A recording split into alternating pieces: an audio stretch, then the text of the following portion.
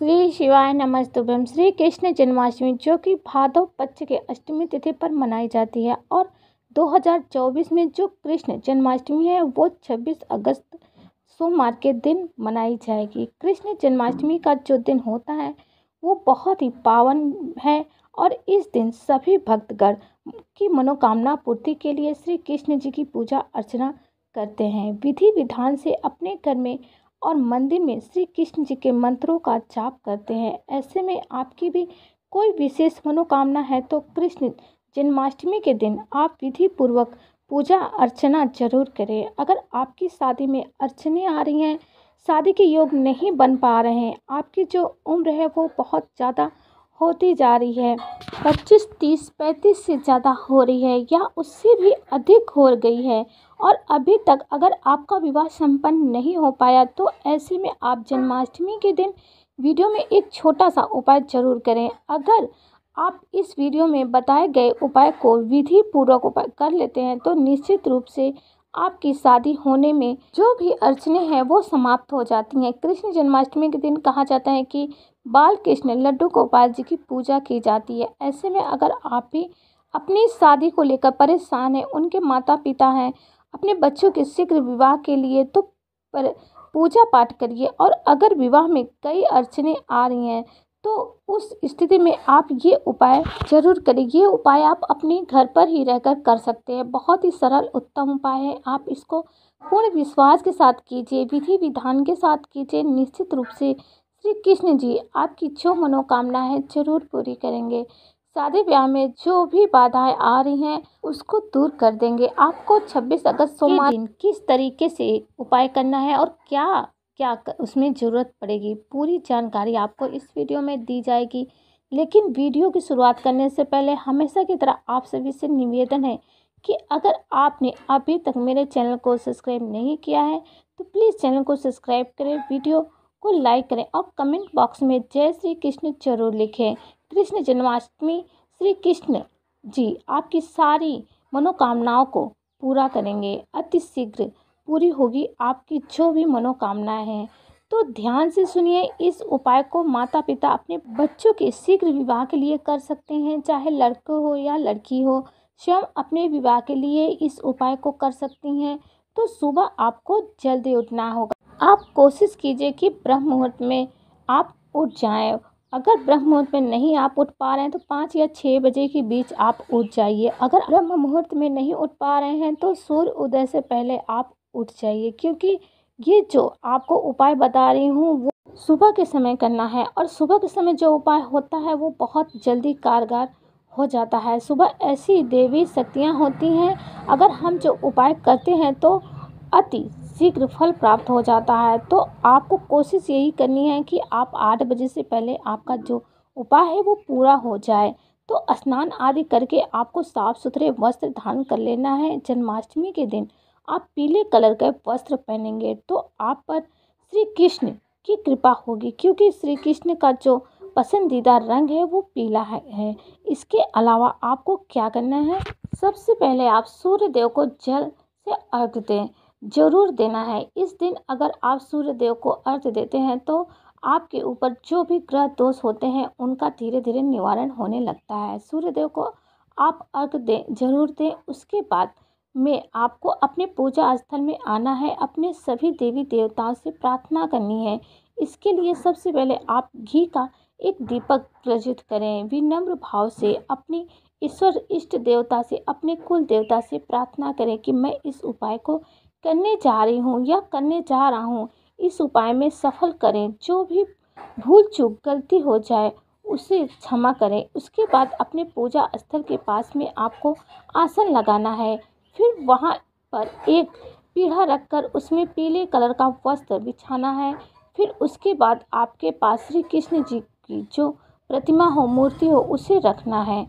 लड्डू गोपाल की मूर्ति आप रख सकते हैं। इसके बाद में आपको क्या करना है कि इस उपाय के लिए आपको ज़रूरत पड़ेगी केले की जड़ की।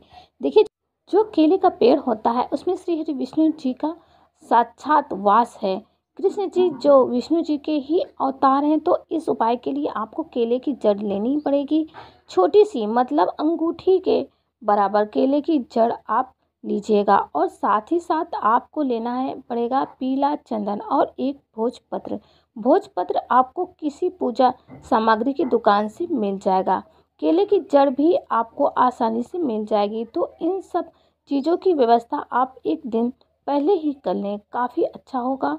तो सारी व्यवस्थित करके रख लें। जब आप पूजा करने लगे तब आप लड्डू गोपाल को खाने की खीर मिश्री का भोग लगा दीजिए। जो भी आप भोग लगाएंगे दीपक जरूर प्रज्वलित कीजिए। और उसके बाद में आपको क्या करना है कि आपने जो केले की जड़ ली है और आपको थोड़ा पंचामृत भी लेना होगा और तुलसी का पत्ता प्रसाद में जरूर डालें। और जो केले की जड़ है सबसे पहले आप केले की जड़ का आप अच्छे से पंचामृत में अभिषेक कराइए।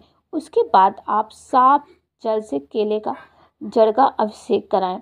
और केले की जड़ का अभिषेक कराने के बाद में आपको इसमें लगाना है पीला चंदन। जी हाँ, पीला चंदन केले की जड़ पर इस तरीके से लगाइए कि पूरे तरीके से जो चंदन है केले के जड़ में अच्छे से लग जाए। और जब आप केले की जड़ में चंदन लगा कर लेप करेंगे तो शीघ्र विवाह की कामना करेंगे। अपने ग्रह दोष के निवारण के लिए श्री कृष्ण जी से मन ही मन प्रार्थना करेंगे। उसके बाद में आपने जो भोजपत्र लिया है उस भोजपत्र के एक साइड में भी आपको पीला चंदन लगा देना है।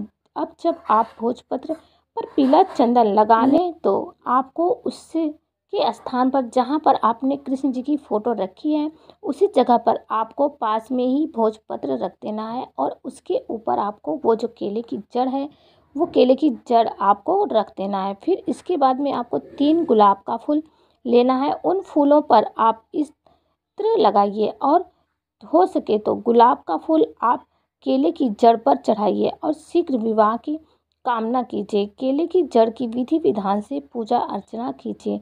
धूप दीप नैवेद्य चढ़ाएं और विष्णु भगवान से अपनी विवाह की कामना कीजिए। अगर माता पिता कर रहे हैं तो अपने बच्चों के शीघ्र विवाह के लिए प्रार्थना करेंगे। इसके बाद में आपको क्या करना है, जब आप केले की जड़ और श्री कृष्ण जी की प्रतिमा है फोटो है उसकी विधि पूर्वक पूजा अर्चना कर दीजिए। उसके बाद मंत्र का जाप करना है। वो इस तरीके से है, ओम क्लीम कृष्णाय नमः। जी हाँ, ओम क्लीम कृष्णाय नमः इस मंत्र का आपको 108 बार जाप करना है।